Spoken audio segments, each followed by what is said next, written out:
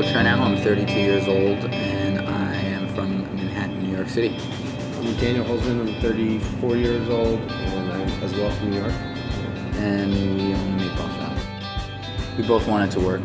We both wanted money in our pocket. And, you know, if you're one of those kids that wants a job, there aren't a lot of jobs you can get when you're 13, 14 years old. You know, a lot of times people work in restaurants as a means to an end. I think both of us probably thought that. We probably thought we weren't going to be restaurant guys. You know, we thought he was going to go to college. Maybe I was going to go do something else. I don't know. And for some reason, I gravitated towards the back of the house. He gravitated towards the front of the house. And so between his passion for food and wanting to be the boss and my passion for people, we were able to open up a restaurant together.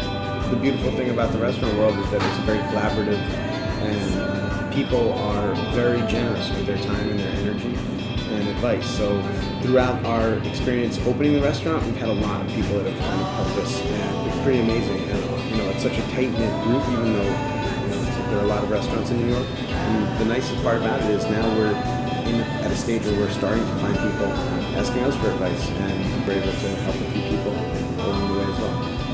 For whatever reason, I gravitate towards this like classic early 20th century era look that I feel is comforting and inviting. And I feel like they all kind of work really well together. The meat grinder was something that we came up with pretty early on. But the grinder for us was like a symbol that sort of really described the brand, which is it gets better with time. It's manual. It's not a machine that you push start and it goes. It's like you got to put work into it.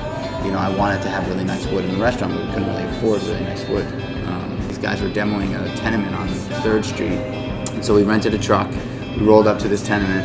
It was like a 5-story tenement building, so they were like, take whatever you want. So I think we took 25 or 30 of these joists.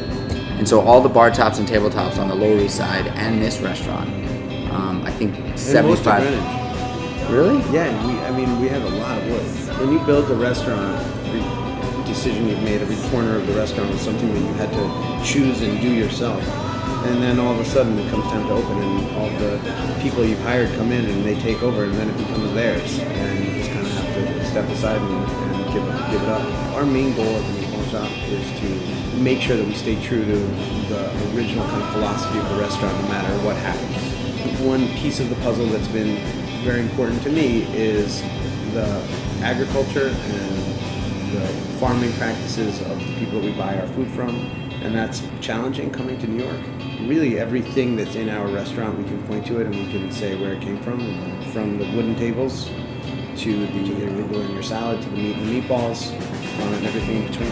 Another one is sustaining our authenticity. As we grow, we're challenged with that often.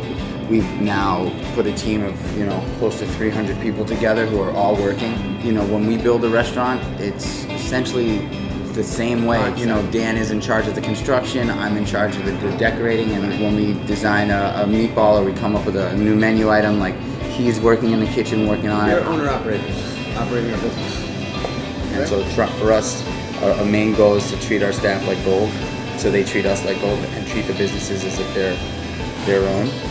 And they all do, which is pretty incredible, knock on some wood.